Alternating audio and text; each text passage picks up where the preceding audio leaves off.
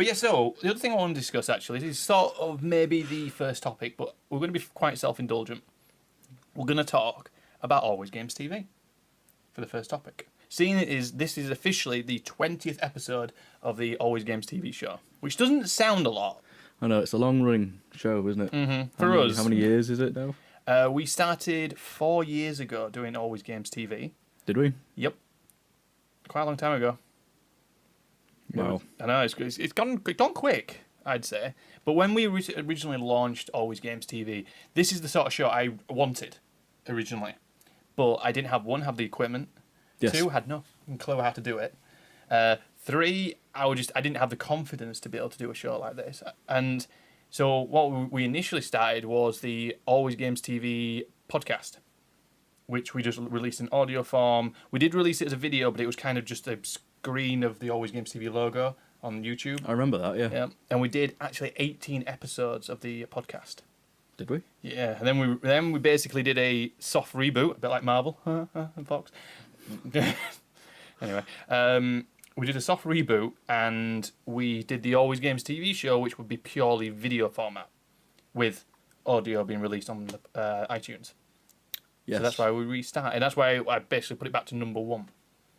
So in theory, for recordings for this form of content, we've actually done 38 episodes, but only 20 of the official Always Games TV shows. Right. Over 4 years. Not a lot within 4 years, but we had a lot of hiatuses in between. I had PC problems, I think it was like one Christmas. Yeah, you did. I think I was out of action for like 2 to 3 months of recording. Yeah. I remember being really fed up about that. I got really down about that. Because I thought my PC was giving up on me. Before I bought my laptop, which was purely made for editing, I didn't have any money, and I was like, I really want to keep doing videos, but I don't think I can sustain this for very long. Luckily, got through that. Felt a bit low, but managed to get through that and get my laptop. And then we started all this up, and yeah, so we're 20 episodes in. I think we need to do more like Nights of Horror and gameplay videos, because I've noticed that you're getting more views on the Nights of Horror. Yeah, we do pretty well on the Nights of Horror ones. I think I'd like to include other people doing them as well. We need to add more stupidity. That we could do very easily. I think we try and rein it in a little bit.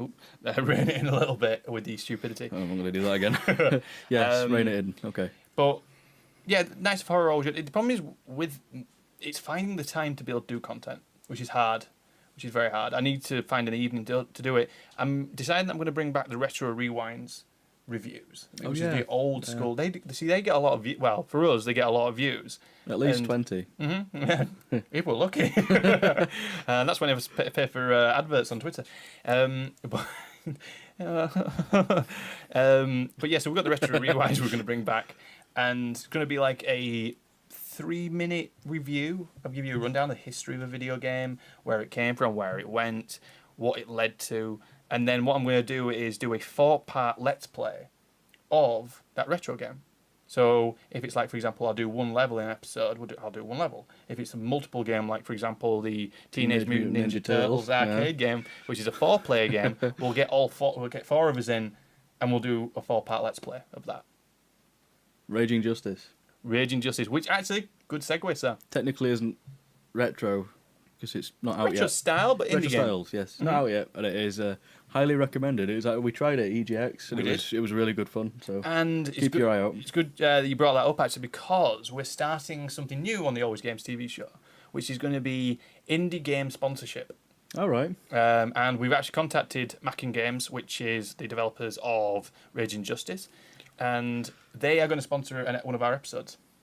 Just like, yes, cool. So basically the idea is that no money will cross hands or anything like that. It's more of a collaboration between the company and us. I didn't realise fully that we were going to get sponsored. That bit about me saying Raging Justice is really good wasn't... you see, he's good, isn't he? It wasn't sponsored by them. It really was good. No, but it was a good game, and it is a good game, what we played then, and we've been in contact with them a few times over the past week. You saw them, I believe, over in Birmingham at EGX. The NEC, was it? The NEC building, yes, yeah. Yes. I didn't see them. I was busy recording elsewhere in the building, but Tom and Carl? Carl? Luke. I don't remember. One of you went over and had a little chat to him. A couple, isn't it? That's really nice. Husband and wife created it. It looked freaking awesome on Twitter. Can you pop a link in the description? I can pop a link in. Do you mean to their main website or to the YouTube channel? Both. You stick it Do all both. in, yeah, Do both. and the Twitter. So check them out. They're actually going to be a future sponsor at some point. We're thinking it's going to be probably after E3, just to let all the news blow over, and then it gives us time to be able to focus a little bit on the game. Quite looking forward to E3. It's going to be a busy one.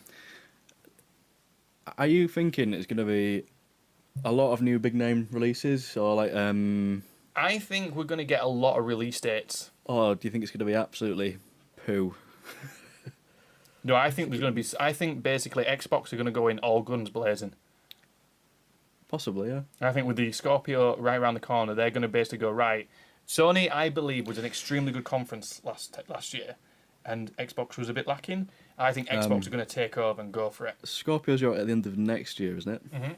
So wouldn't it be better to have a bigger one next year and just push everything out the door then and be like a massive launch Could party be. show? Could be. Yeah, they might be maybe just going a little bit too early off the starter if they. I have a few do it out. predictions for E3, but we're not doing that yet. Not doing that yet. There's going to be that in the next episode, which Which is will Is that be a- in 2 weeks' time. Right, okay. And then I believe, let me just check my dates on my calendar, that should be the 14th. last one before E3. It'll So be the 21st, the 29th. So it'll be the 29th, won't it? Or 8th? 28th. 28th. And then literally the next episode, in theory, will be Is the that the 11th 4th? of June. And E3 started then. Yes, it has. However, we might not be very well on the 11th. That's true. Because your birthday's on the Um, 12th of June and mine's on the 13th. And we're having a party on the 10th. Yeah, so we might do it during that week, or we could do it the We can always try following and week. maybe. Are you available on the Friday maybe before? Well, I'm just thinking, when's the last E3 show on? I think it's Wednesday, I believe. The Right. conference, obviously, it's all week, but the conference, I believe, is the last one's on Wednesday. Well, we should try and sort something out for Wednesday. Yeah, I'm And that fine. means we'll be able to get a show up for maybe, Before the end of the week. yeah. Yeah. Because it needs to be relevant, doesn't it? with Yeah, E3? exactly. And to be honest, I'm trying to consider what sort of form of content to do over E3 time. Obviously, I'm going to be watching the conference live, even if it's like 1 o'clock in the morning, because I've got all week off. So I tried to get the week off. you Not try- free though, but I wanted the week off for your anyway. birthday. Yeah, well, it didn't work out. But what I'm thinking about doing is doing a live recording myself of my own reactions while I'm watching it. So and be a bit like, did you watch the Eurovisions last night?